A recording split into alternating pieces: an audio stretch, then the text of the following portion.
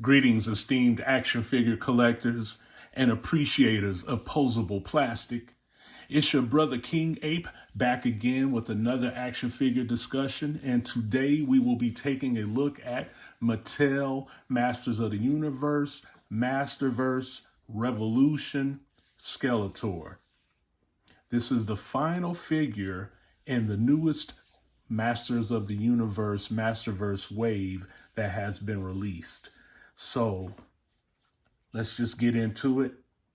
Hope everybody's doing well. Appreciate you coming through and checking out this action figure discussion. So here, I'll just do this first. This is the barcode if you want to pick up Skeletor. As you can see on the front of the packaging, it has the Revolution print letting you know that this is part of the next season of the Netflix series this figure is based on. At the top, you have the Masters of the Universe, Masterverse, Burst. And if you look right here, Netflix. So this figure is based on that series. On the side of the packaging, you can see in the background, Triclops, who's part of the Motherboard cult. He's, giving praise to Motherboard.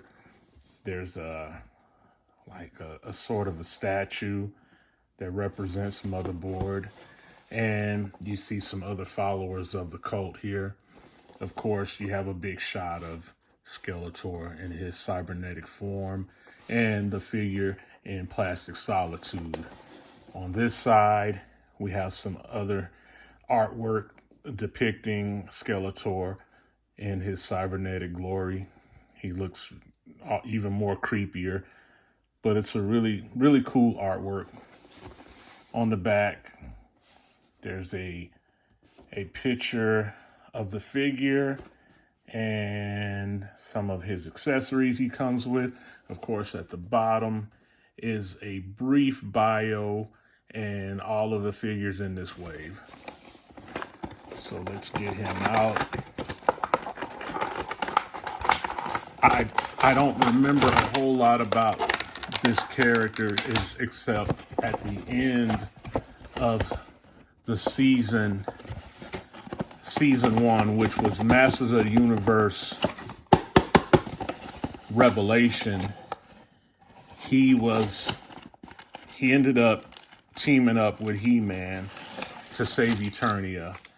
And I still can't remember how it was that the Motherboard cult got a hold of him and they ended up turning him into this cybernetic version that we see right here. So let's just get the accessory. There's one accessory. We'll get Skeletor out. Appreciate you guys coming through. I really appreciate that. Hope you guys enjoy this discussion. Adjust the camera a little bit. And let's see what he got inside of the wax paper. What additional accessory came? Let's see here.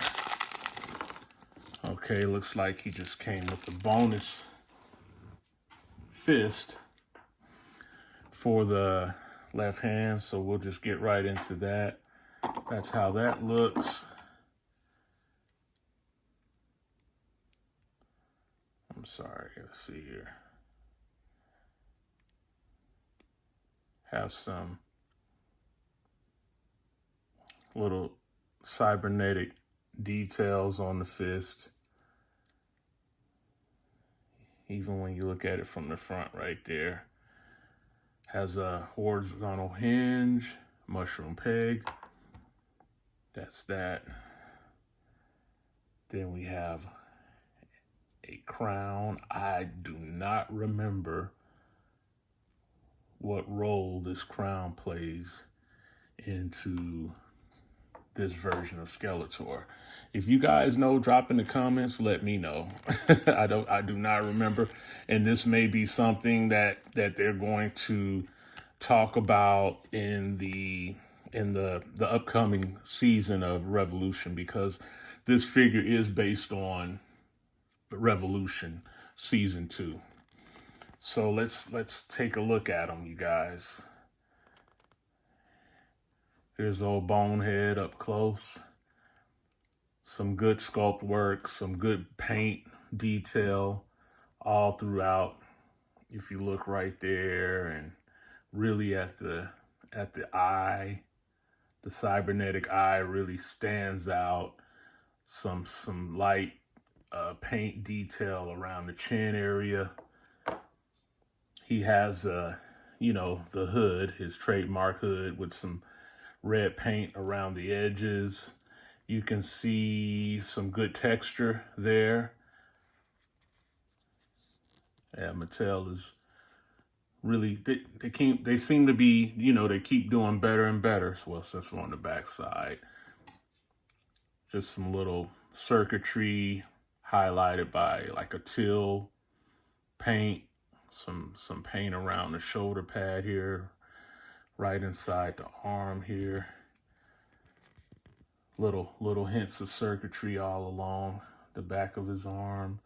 More of that texture on the bottom part of his loincloth, I guess you want to call it that.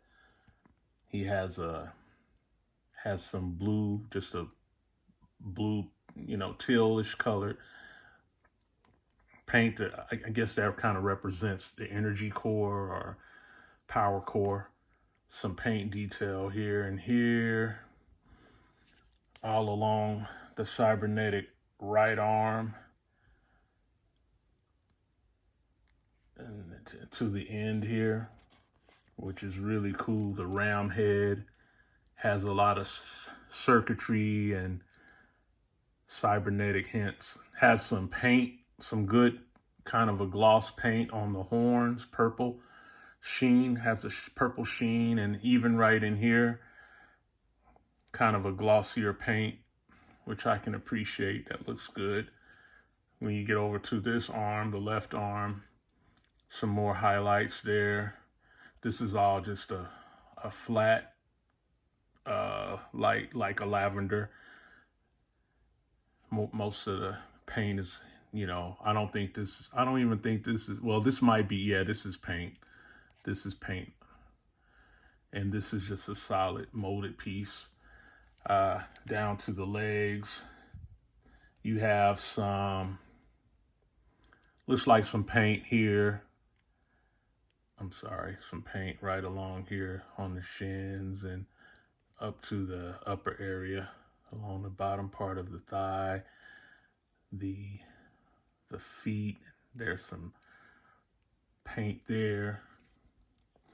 But I think that's all one color. Kind of a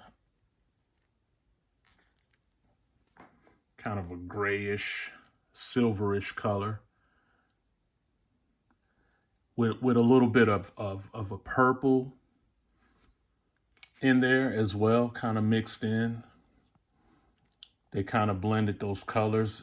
I mean, it just kind of, under the light, it has different looks. But you know what? Looking at the feet now from this angle, I think there are it's more of a metallic kind of lavender purple, and this is more of a bluish silver. That's probably the best way to describe it. But yeah, on the loincloth, you have, the more of the red paint details. For the most part, it's a pretty clean paint application. I just want to pull them back some so you guys can see him. He definitely has that animated feel to him, look to him. But aesthetically, I think he looks cool. He looks nice. A little paint there at the base of the neck. And yeah, so okay, let's get into his range of movement. Let's go with this side. Get his arm out the way. Okay, so his foot, hinges down that much, hinges up that much. I didn't break them loose, you guys. I just, of course, I just took them out. So hopefully nothing stiff. His ankle pivot goes like that and like that. Of course, pinless. Oh, man. So let's see here. We have a break right here at the shin, just below the knee. So it rotates either way. I'm trying to, okay, there we go. Looks like a single hinge for the knee that gets about 90. Leg comes up about that high on this side. On this side, it's going to be much more restricted because of that skirt piece, that loincloth piece coming all the way down a little bit further. We get the thigh swivel. You also get a swivel here at the bottom of the thigh. So you get two swivels on this side. If I can pull this up so you guys can see. You get a thigh swivel as well, and the same thigh swivel at the bottom part of the thigh. So decent amount of articulation. Legs opening, that's all you're going to get. Legs going back, you're not going to get a whole lot, because even though this is a soft piece, it's still restricting that leg movement going forward. Surprisingly, you get that much with that leg, with the right leg. So that's how that looks. You're not going to get as much on that side. I can show you. Let's see what we can do. So about that much without risking overstretching or ripping something, Get to the waist. Get a waist swivel. The lower part, upper torso, good rocker, range of motion. Just kind of like a dumbbell connection.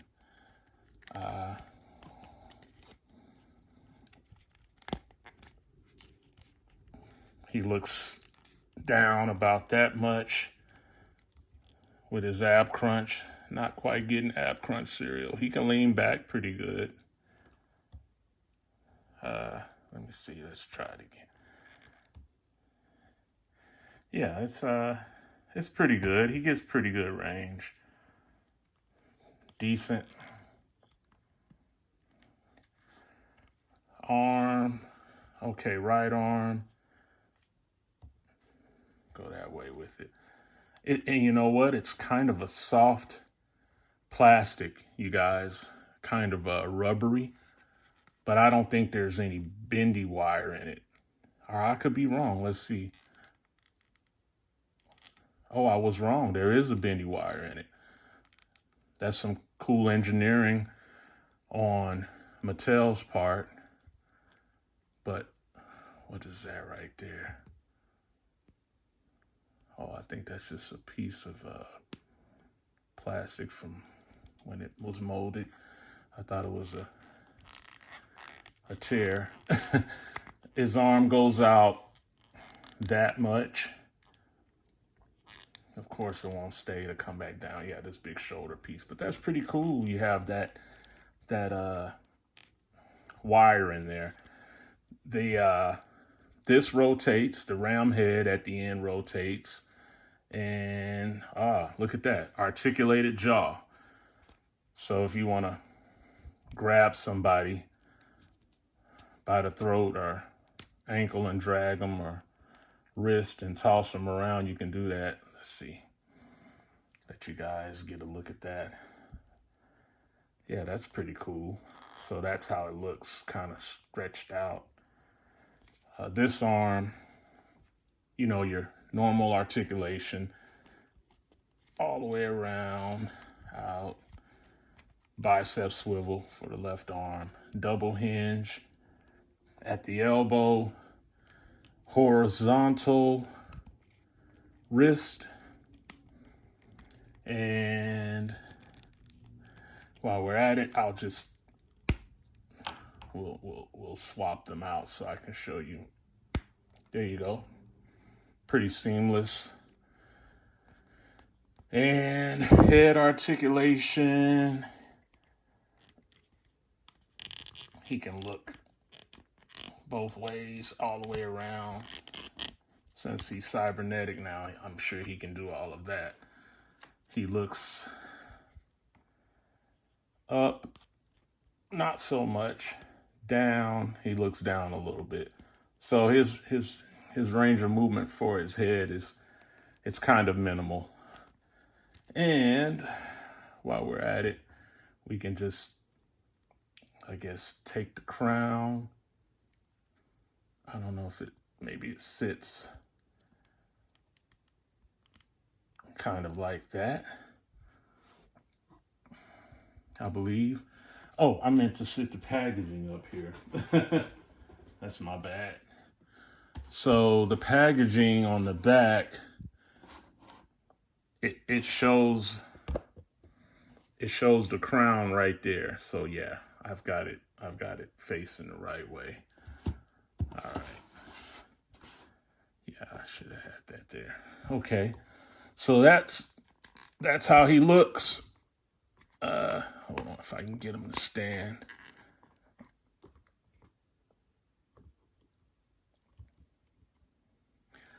So that's cybernetic Skeletor. You know, pretty cool figure. Definitely is a different take on Skeletor than what we're used to seeing. Minimal amount of accessories, but with this character, I mean, what else would you expect them to pack in with him?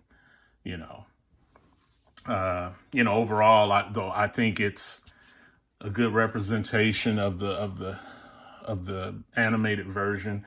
I mean, I saw him briefly, I think, at the end of Revelation. So I'm curious to see what they do with him in the upcoming Revolution storyline.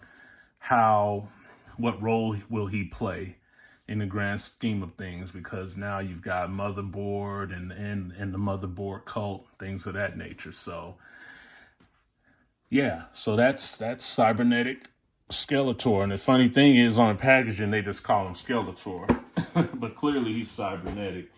So now let's get into some, you know what, we'll do his height, and then we'll do some side-by-side comparisons of other characters, figures from the Wave and from the Masterverse line. So this Skeletor stands about 7 1/4. So he's got a little bit of height to him.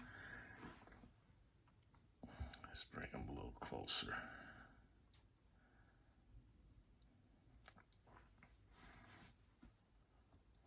So we've got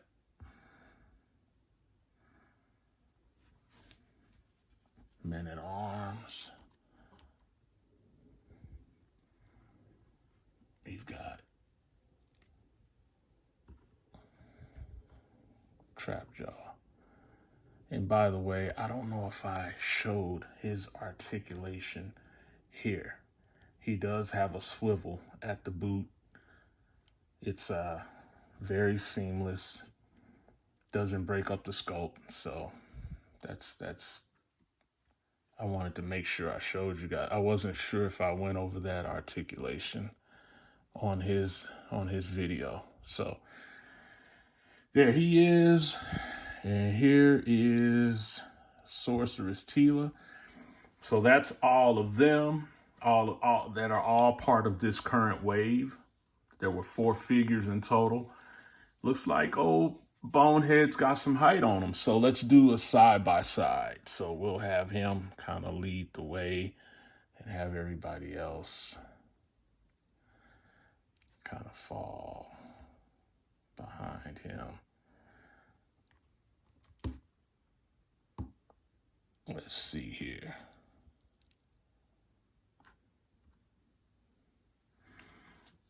Oh yeah, he's definitely taller than everybody else. So, with the cybernetic enhancements, I'm not surprised. You know, so that's how they look standing to the side. Now I'm going to take all of them away, and we'll get into some other characters real quick so I can get you guys out of here. So we'll do 2 members of the motherboard cult, Triclops and Trapjaw. And that's how they look together. Kind of definitely flows. The red and black seems to be their trademark color, this cult. And that's the side by side. Triclops has more girth. So they're around the same height. I don't know, he might be a little bit taller. Skeletor still might have him. If you take this headdress apart, take this out of the equation. So that's them. Now we'll do some comparisons of some of the other releases of Skeletor. We'll start with one of the originals. Of course, this is the Skeletor that was released, the first introduction of the new Masterverse. And this is just him with a custom cape and everything. And the sword is from the San Diego Comic-Con 40th anniversary 2-pack. So that's the die-cast sword. So that's that Skeletor. And then we have I believe this is the Viking Skeletor or the Barbarian, one of those. But as you can see, these guys are visibly shorter. They're like way shorter than this cybernetic Skeletor. But that's how they look side by side. And then turn sideways. Okay. Then we'll do Skelegod, which is still considered a mega fig. You can see he's a lot bigger. Has a custom cape on. I don't know, they just look better with the custom capes. Some figures anyway. That's side profile. Yeah, Skelegod still has them on the height side and girth side. But that looks pretty cool. And then finally, we have New Adventures of He-Man, Skeletor. And then we have the Horde version of Skeletor. This particular version is when he was running around with Hordak. That's why you see the Horde emblem. And this version actually is of Skeletor is when he found Evelyn. I believe she was just like a young street vagrant, and he took her under his wing and taught her the ways of magic and science and, casting spells and sorcery and all of that. But of course, it was just so he could have somebody he could, manipulate. Because Skeletor is the narcissist of all narcissists. He's the king of narcissism. So let's see how he looks. Let's get a side by side. We'll move him around. There you guys go. New Adventures of He-Man Skeletor. He's well, no, they're about the same height, but I think he has a little more girth to him. So that's the what was it? His group of baddies are called the Space Mutants. It was a whole different take on. They tried to reintroduce He-Man. I think it was the late '80s, and they had an animated series. I don't think it did too well, but this is more of a. He's got a lot of cybernetic enhancements as well. So these two, kind of pair up pretty well. This one though, he definitely has more of the animation style that fits in with Revelation and Revolution that are on Netflix. So that's how they look with this iteration of Skeletor. So at the end of the day, when I'm sitting here looking at him and taking it all in, I think it's a solid release.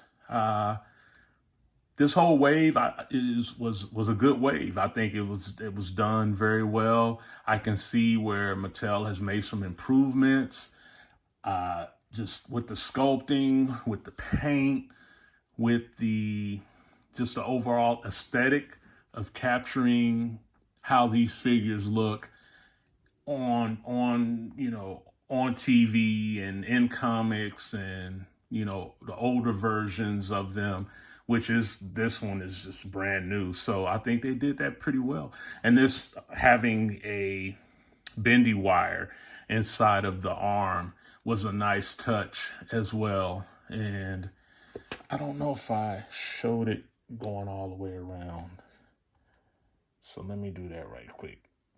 Yeah, so it does go all the way around. In case I forgot to do that, the arm goes all the way around. But yeah, I think you guys will enjoy this figure. And to be honest, I think you'll enjoy the whole wave, this whole new wave of figures. And I'm looking forward to, I was doing a little research, and I'm looking forward to seeing the new Eternia version of Triclops. They have a new battle armor. He-Man looks like they've gone back and redone the head sculpt, and looks like they've kind of updated the bare bones basic version of He-Man. And looks like they're going to release Mechanic. So I know on the horizon, now that I remember from San Diego Comic-Con of this year, they had on the showroom floor, they had Snout Spout as well. And I can't remember who else, but they have a 2-pack with Gwildor and Orko, the animated series Orko from Netflix. And so they have some more figures coming down the pipeline. I know there was a rumor a few months back that the line was going to end. It was going to, but I'm glad that was a rumor. I'm glad that they're keeping it going. I know that Origins has been madly successful, but I think that Masters of the Universe Masterverse has been equally as successful. So there you have it, guys. I hope you enjoyed this video. If you did, hit that like button, leave a comment. Just, give me your thoughts on the wave of figures that I've talked about over the last few days, and give me your thoughts on the upcoming season, Revolution, and what you thought about Revelation. And, I appreciate you all, everybody who has subscribed. Much love to Ape Nation. If you are stopping through and checking out the video, why don't you hit that subscribe button? Just come through, hang out, and listen to me talk some figs with you. And I just hope everybody has a good rest of the week. Take care and stay tuned for the next vid that I'm going to be uploading to the channel. And so that way, you can kind of stay connected on what's going on in the action figure world. So until next time, until the next session, I wish you all love, peace, and plasticness.